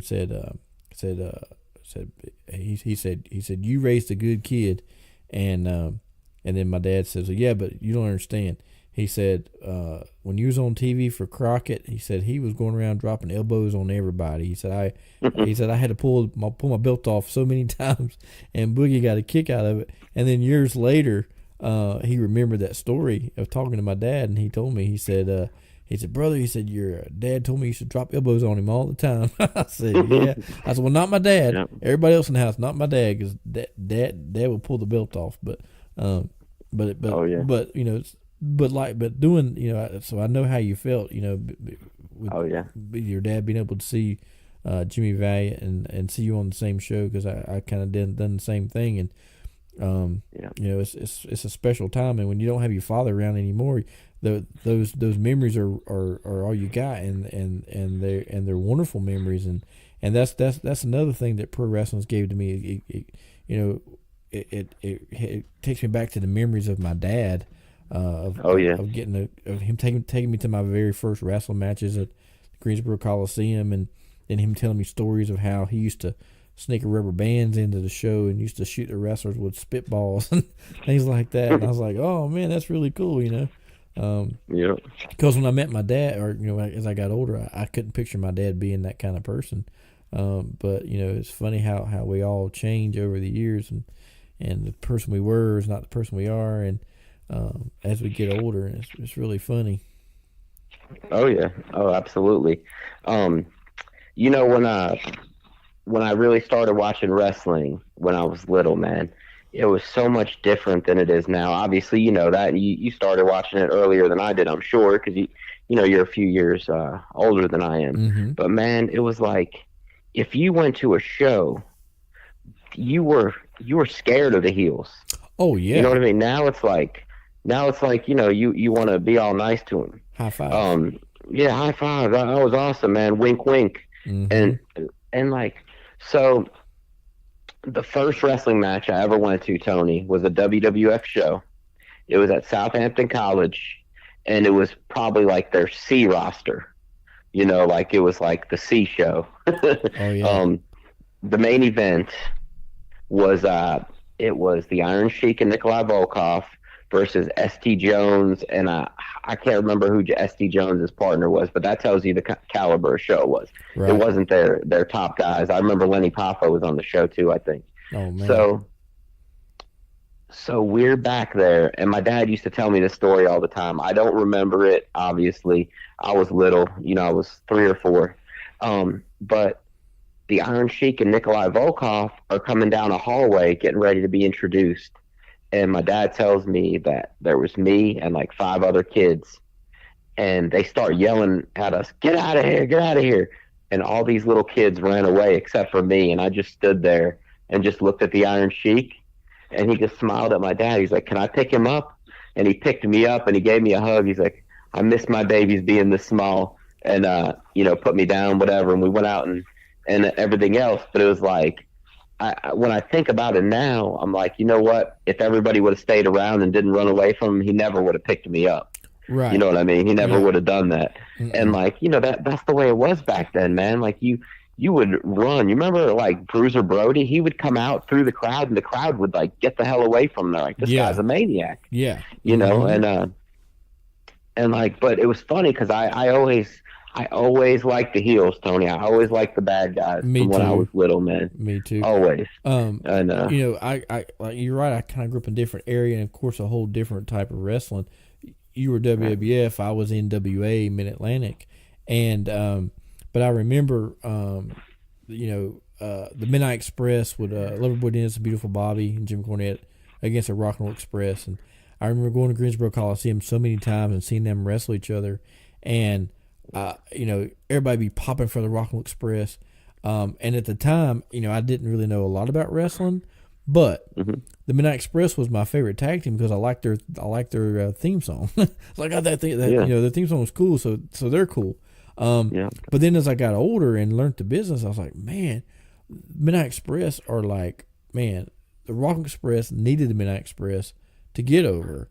And so it took me till I got older to realize that, but I was like you, I like the bad guys too. I would, always, like I remember, when I was probably about 14, 15 years old, and, or no, probably younger than that, probably like 12 or 13.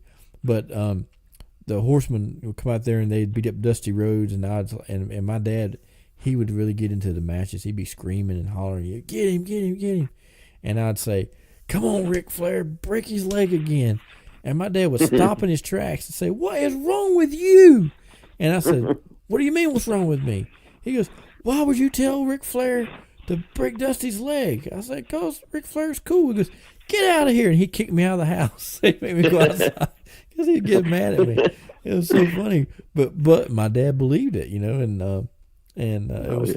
was great. I mean, but I can still see his face now. He would, he'd be like, "Get him, Rick," "Get him, Dusty." And I'm like, "Get him, Rick, break his leg." And he just stopped and looked, "What did you just say?" And I was like, "Oh, I told Ric Flair to get him, break his leg again." He goes, you know what? Just get out of here. And he kicked me out of the living room.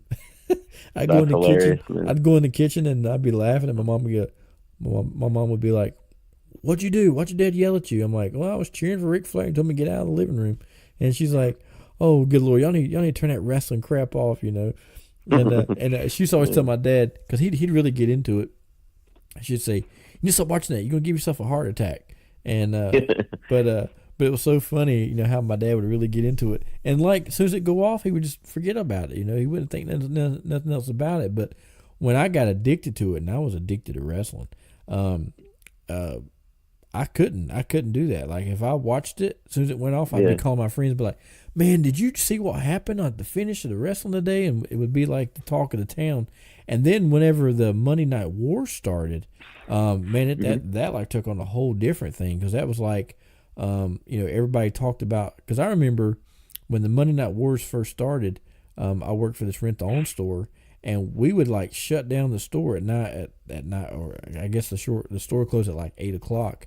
And we would hurry and get the inventory done and get the money counted. We'd order pizza, and we'd sit there on those couches till like 11:00 at night watching Monday Night Raw, you know.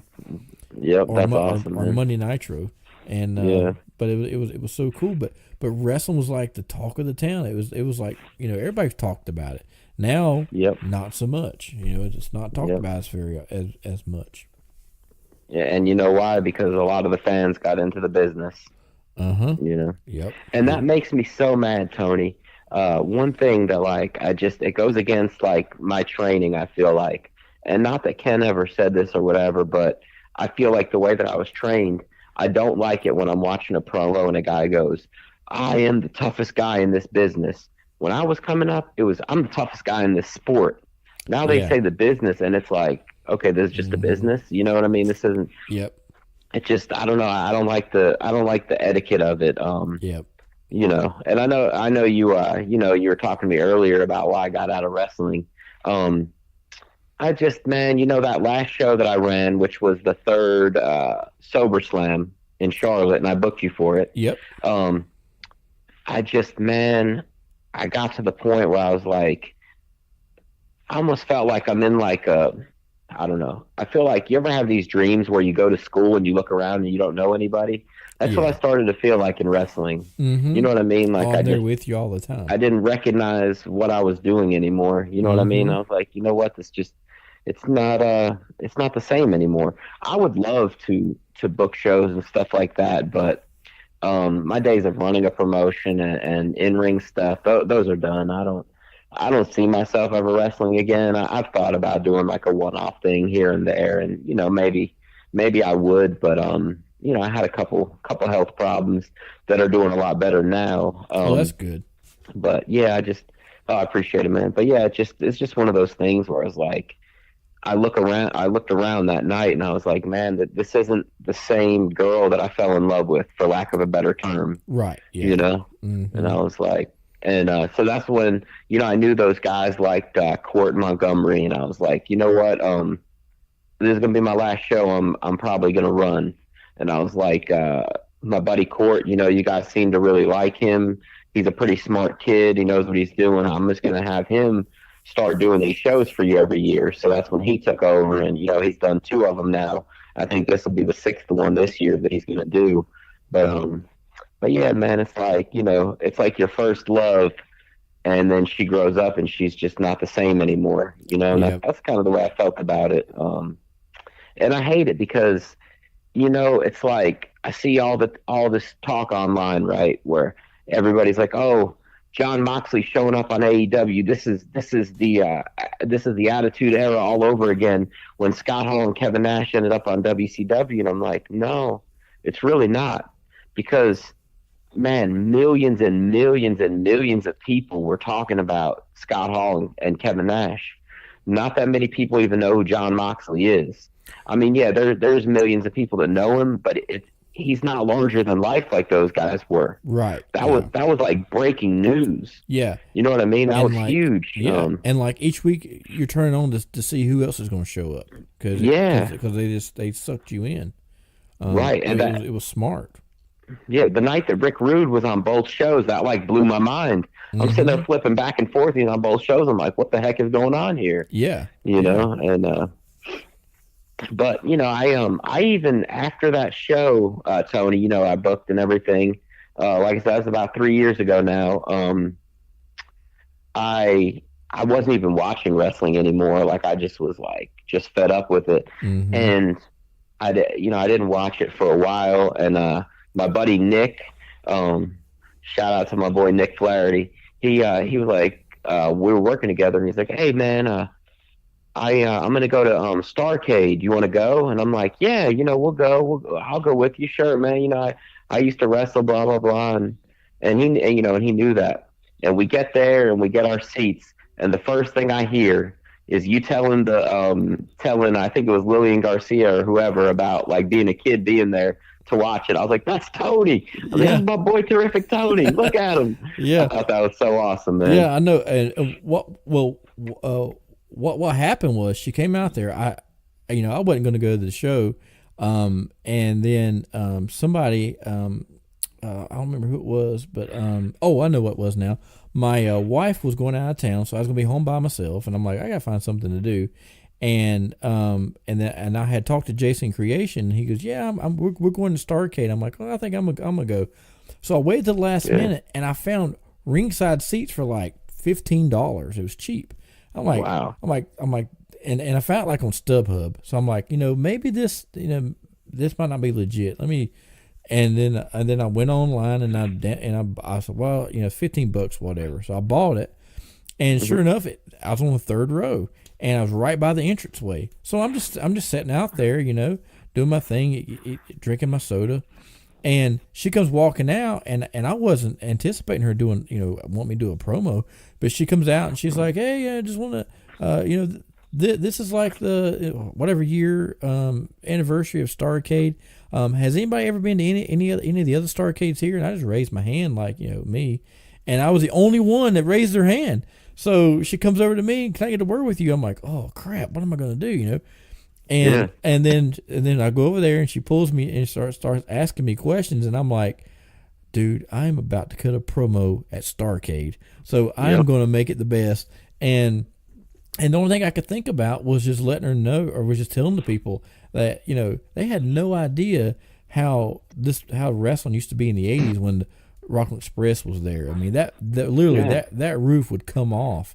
And it was so cool because the promoter that I work for now, NAWA, Jason Freeman, he was actually setting up like right by the screen, and he videoed it and sent it to me, and I was like, oh, that's cool. And while I was sitting there, man, my phone started blowing up. People's texting me going, dude, I just saw you do a promo. That's so cool. And of course I had one guy send me a message and go, dude, you shouldn't be talking in wrestling language. I'm like, well, I wanted them to know that, hey, I'm a worker and I'm in the business, so I might get my foot in the door. Of course I didn't, but because one of the things that blew my mind was whenever I said in that promo, I said, you have no idea how over the Rockland Express was. And she looked at me like she didn't know what over meant. And I was like, oh man, either she's kayfabing me or she really doesn't know what over means. But that's funny. But I just kept talking, and literally she had to take the microphone from me. But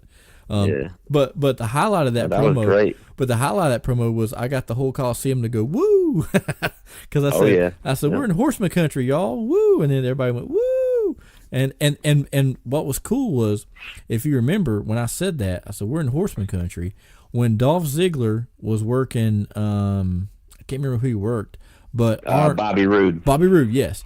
Yep. And Arn Anderson done a run in and spinebustered Dolph Ziggler. He looked at Dolph and said, "Dolph, welcome to Horseman Country." And I was like, "Oh, yep." He was like thanking me for that. I felt like, yeah. I thought the same thing. I remember that we had floor seats. We were probably like the 7th row, but yeah, I know exactly what you're talking about. That was pretty cool. Yeah, that was a good little show. And I liked how Dustin came out wearing like his old gimmick, and he brought back the natural. And paid tribute to his dad. But my only letdown on that show was I was hoping to see the Rockland Express wrestle, but they just brought him out and done like some little dance thing with the Hardy Boys. But Right. But I think and the New Day. Yeah, but I think if they'd had them work a match, man, that place would have went nuts. Oh yeah, yep. Oh, I thought that they were going to have them wrestle against the club, like the Good Brothers, Carl Anderson and Luke Gallows. Oh yeah. I thought they were just going to do it because they were doing a lot of comedy matches at that point. I just thought they'd have the Rock and Roll Express do like a 3 or 4 minute deal where those guys did the job for them, but I was disappointed they didn't either. I totally agree. Yeah. But yeah, man. So a lot of people look for their WrestleMania moment. You had your Starrcade moment, man. Congratulations. I did. Thank you for that. I appreciate that. Yeah, that was like I said, that was totally unexpected. I wasn't expecting them to even do an interview. She just said, "Anybody here ever been in Starrcade?" I'm like, "Yeah, me. I was at 86, whatever." But yeah, it was really cool and a pretty exciting moment. I remember I texted my wife. I'm like, "Hey, I just done a promo at Starrcade." She goes, "Yeah, keep dreaming." I said, "No, really, I did." And then I said, but it wasn't taped. She was like, "Yeah, I don't believe you."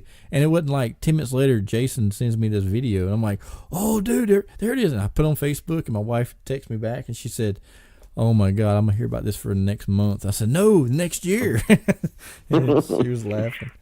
That's good stuff, But man. yeah, it was fun. I enjoyed it. Talking about other stuff, I enjoyed. I enjoyed working for you whenever you ran the new school wrestling. I mean, that was fun. Oh yeah, we had a good time. That was, the Sober Slam, and also that show at the Pit Pass Lounge. The one that Raven and Shane Douglas, Gunner, and Lodi were all on. That was good stuff. Oh yeah. And another story I wanted to tell you, man. This was so funny to me, and I think about it fondly. My uncle was like a really close relative of mine, my best friend, really. After my dad passed, my uncle was, he was there for me a lot, and we were real close. And Josh Gary was running the USIWF at that time, and he booked me and you for a show up in Winston, and I can't remember who I was supposed to work, but they didn't show up. And Josh is like, "Well, I don't really have anything for you to do." And I was like, "Tony, do you still have the assassin gimmick?" You're like, "Of course, man." Oh yeah. Of course I do. And I'm like, "You mind, doing like a 5-6 minute match with me?" I drove there from Graham, and it was cool because it was my uncle had seen me wrestle a few times, but he came out, and it was hard to get him to come out to matches.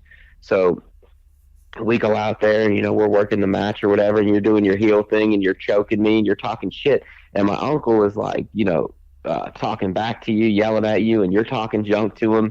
And I remember we finished the match, and you're like, I whatever, I'm celebrating, and you're kind of staggering around, and my uncle's like, "Now do you want to come outside and fight me?" And I remember that. I could see your belly kind of moving like Tony's over there laughing. I was like, "This is hilarious." And my uncle's over there trying to challenge you to a fight, and I'm like, "Oh my gosh." But yeah, he passed away a few years ago. But I'm sorry. It's cool, man. But it was just hilarious, man. And anybody else that I would have worked that night, I guarantee you they wouldn't have got my uncle worked up. But you had my uncle worked up. Like, I remember, I think you had me in like an abdominal stretch or like a front face lock or something, and you're jawing at him. And I remember I like opened up an eye, I'm selling, and he's over there like pointing at you, and like it was hilarious, man. I remember that. That was so funny. Because at that time I had just started dating my wife, and she was totally oblivious to wrestling. Like she might have like turned it on a couple times when she was like, a teenager, but she didn't really know anything about it. And on top of that, my wife is from Boston, so when she goes to my wrestling matches, or back then, she would like take pictures of the fans, and then text a picture back to her friend back in Boston, and they would he would be like, send more pictures. Well, another night up there when I worked for Josh Jerry, I'd done a double shot that night. I worked for Matt Houston. He had a show there in Thomasville, at the high school, and then I had that show with you guys. And but on that show with Henry, I get there, and Henry goes, "Brother, I need to ask you a tremendously big favor." And I'm like, "Oh, okay." He goes, you can work pretty much with anybody. And I'm like, "Yep." He said, and he goes, and I was talking to the other guy, and I don't remember the other guy's name, but he had another guy that was like running shows with him, like a co-promoter or whatever. He goes, well, we booked these two little guys, and one of them didn't show up, so I have no other little guy to work this little guy. And he goes, I don't know what to do. And I'm like, oh. He goes, but so-and-so, and I wish I could remember who the guy was, but anyway, he said, I know the perfect guy to put with this guy. And I was like, who? He goes, Terrific Tony. And I was like, and I said, oh man, I don't know about working a little guy. I mean, I don't know how that's going to look. He goes, well, all your crazy 80s comedy stuff, I know to get over. I'm like, okay. So I go over and talk to this little guy, and of course he's tall, or he's short, and he comes up like to my waist. So I'm like, okay. And he's kind of scared, like I guess he's afraid I'm going to hurt him. And I'm like, I'm a very light worker. I won't hurt you, I promise. I said, but whatever I call, we'll just do. He goes, okay. I said, but I'm putting you over. I said, I'll shoot you in the corner. You move. I said, I'll come in. You move. I'll straddle the turnbuckle, and then you just roll me up and pin me. He goes, okay. So we get in the match, and like now he's calling some funny stuff because now he realizes, okay, this guy's not gonna hurt me. He wants to have fun too, and we're like doing this funny comedy micro midget wrestling stuff, right? Because he's a midget. And so in the match, he does a couple things, and I call hip toss, and he's like, "What?" I said, "Hip toss me," and he goes, "Okay." And dude, that was like the smallest hip toss I ever took in my life. Like I barely come off the mat. But when I did it, I like the crowd like popped so big. I'm like, another hip toss, and then he hip tosses me again, and I said, body slam. He said, screw you. and of course I roll out of the ring, and Red was a referee, and he is beside himself. He is rolling. I get back in the ring, and I'm selling, and Red goes, Tony, I have never laughed so hard in my entire life. He goes, I cannot keep a straight face. This is the best match. And then of course then we done this spot where I'm biting his finger. I lock it with him, and I put him like in a wrist lock, and I bite his finger a couple of times, and then all of a sudden the midget guy acts like he's biting me on the butt, and I'm selling it. I'm going around the ring, and he's like holding on to me, and it was like a cartoon, like because I had him in the arm bar, and now he's biting me on the butt, and the way I'm holding him, his legs are like straight out in the air, and it looks like the old like Tom and Jerry cartoon where Jerry's biting Tom on the butt, and his legs are straight out. And so the midget guy, his legs are straight out, and he's biting me, and I'm spinning around the ring, selling it, screaming. The crowd is losing their mind, and then of course we go into the finish, and I get in the back, and the midget guy goes, dude, if he goes, I want your number because I want to work some more matches with you. He goes, you're easier to work than the guy I usually work matches with. I was like, oh, that's cool. And then I shot up there, and I remember when I left there, this hellacious storm came, and it rained like crazy. And I was afraid I was going to be late to the show, but I still made it. I made both shows, but man, that was crap. That was a fun time too. Oh yeah, definitely. That's a good stuff, man. I'd love to see that match. Yeah, Tony versus the midget. I actually have pictures of that match on my Facebook page, or it might be on the Terrific Tony Facebook page. But yeah, okay. my wife took pictures of it, and it's so funny because like you can see him biting me, and I'm selling it. And then there's another picture of me getting hip tossed, and man, it was great. I loved it. It was so fun. And nice. And I got back to the back, and Henry's like, "See, brother, I told you could get the match over." I'm like, "Yeah, I know." I was kind of nervous about it, but it was fun. And then I'm trying to think of any other shows that we did together. I know, like you said, that show with Lodi and Raven. They were super nice on that show, I thought. Oh yeah, yep. Easy to work with. Oh yeah, absolutely. Raven's a character, man. Oh yeah, yeah. A character. When I met him, it's totally different than what I anticipated him being like. I know it was funny because like he was sitting there, and I was moving my bag over so I could get dressed because the locker room was so small, and he goes, "Don't worry, brother, I ain't gonna steal your gear." And I'm like, No, I wouldn't worry about you stealing my gear. I said, I was just trying to give you room. He goes, "Oh, okay." Yeah. I said, "No, I wouldn't think you're stealing my stuff." Yeah, he was pretty funny. So that match happened, and through that event, I got him and Shane Douglas and Raven booked for the first WrestleCade. Oh, nice. So so I got them in touch with Tim Blaze. So I go and pick up Raven and at the airport for WrestleCade because they were like, oh yeah, you got him booked, so you can go pick him up in Greensboro. And I'm like, yeah, okay, cool, whatever. And actually, it might have been Charlotte. I can't remember. I think it was Charlotte actually. So I get there. We're driving back, and I'm telling them a story about this movie I had watched the night before, and it was called The Imposter. And I'm telling him about it, and I'm like, and bro, I was like, I didn't even realize till it was over, and I read some more stuff about it. I started the movie like a little bit had already passed, and I was like, after I finished it, I looked up the movie online and realized it was a true story, and I had no idea that I'm watching a true story the whole time. And he turns to me, he goes, listen, he goes, I have always prided myself on being a smart guy and a scholar, but the same thing happened to me recently. He's like, I had no idea Abraham Lincoln was a vampire slayer. I busted out laughing. I was like, this dude, he's good. But like, man, he's got some good comedic timing. Yeah. He was a trip. I remember the first time I ever saw him, he was like doing the gimmick Scotty Flamingo in WCW. Oh yeah, Scotty the Body. Yeah, I was like, what is this guy? And then several years went by, a couple years, whatever it was, and then next thing I know, he's on ECW as Raven, and it's like, I'm like, that guy kind of looks like Scotty Flamingo. And then one of the guys I was with watching the show with goes, dude, that is. I'm like, man, he done a drastic change. He went from this pretty boy to this like grunge, it looks like a rock star. And but I loved his work in ECW. It was amazing. Yeah. I mean, he really has some stuff. Him and Justin Credible and Shane Douglas, those three really like reinvented themselves in ECW and became something like legendary. Mm-hmm. Some of my favorite matches was seeing Shane Douglas against Raven. They had some really good stuff there. Because like when they were in WCW, they were kind of like overshadowed by the bigger stars, but like once they got to ECW, they were the big stars.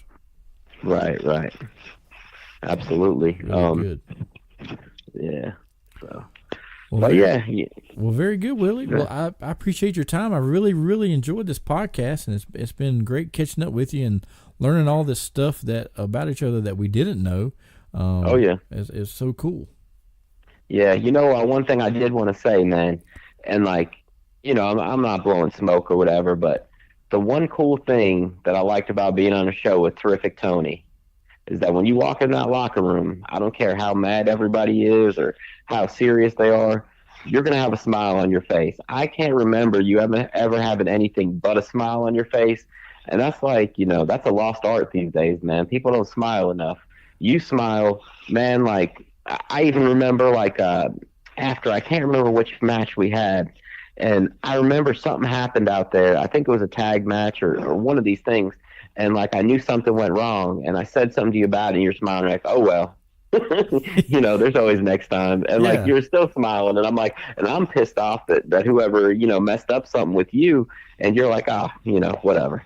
It's all right. And you're sitting there still smiling, and I'm like, I'm pissed off for him, and this dude's still in a good mood. I'm like, Yeah, that's something I've always been. And it's funny you say that because you're not the first person that's told me that. Like, I remember, golly, this was probably like 20-some years ago, but I'm at a gas station, and I look over, and I'm like, that lady looks familiar.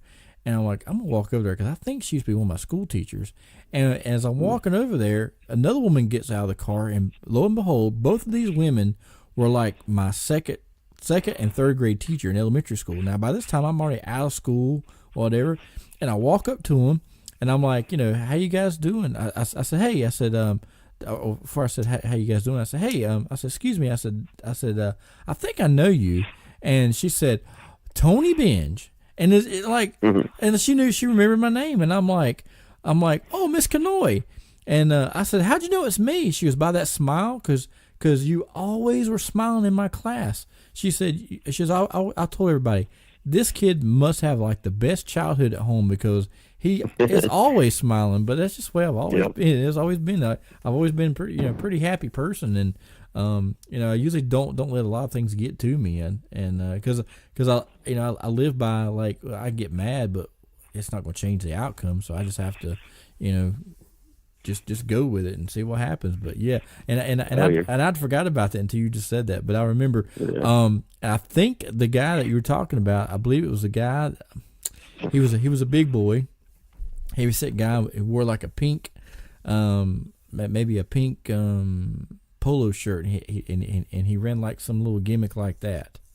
Brad, yep. And he blew a spot, and you were like, man, that was great. I was like, yeah, it's no big deal. I said I covered it up pretty well. So it's good. Yeah, you liked it. And we'll get it next time. I remember, I remember you saying, man. And then I'll tell you another funny story, like kind of along the similar lines of that. Me and Paco Loco, we're running a tag match, and and we were working this tag team that was new and green, and this guy kept stiffing me. And finally, I yelled out, I said, "Do I owe you money?" And Paco busted out laughing. And we got to the back, and he told me about it, and I forgot about it. And I happened to run into Paco a few weeks back at Matt Houston's father's funeral. And every time he sees me, he says that. He said he said, "Hey, Terrific, do I owe you money?" And he'll start laughing. And I'm like, "What are you talking about?" He goes, "Remember that time the kids kept stiffing you?" And you're like, "Brother, do I owe you money?" And I said, "Oh yeah." I said, "That's pretty funny." He goes, "Yeah, I'll never forget the other time." He said this guy kept stiffing you, and you're like, "Hey, Paco, I think this guy thinks this is like a real shoot fight." And I said that too, because I said a lot of times I say stuff and it just rolls off my tongue, and I don't even think about it. I just say it, and it turns out to be something funny, and I'm not even trying to be funny. It's just how it comes out. Yep, absolutely. Well, we'll have to do this again sometime, man. Yeah, definitely, because I know we got more stories that we can tell, and and get deeper into subjects, and but I definitely was looking forward to getting you on the show, because, like I said, it'd been a while since we talked, but I also knew that that we worked so much together. I knew that we'd have some good stories to tell. Oh, definitely.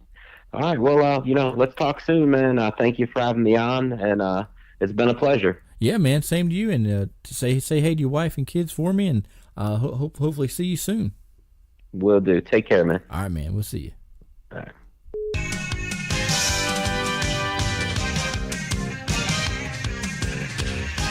Ladies and gentlemen, thank you for joining us for another edition of the BengeBuster Show.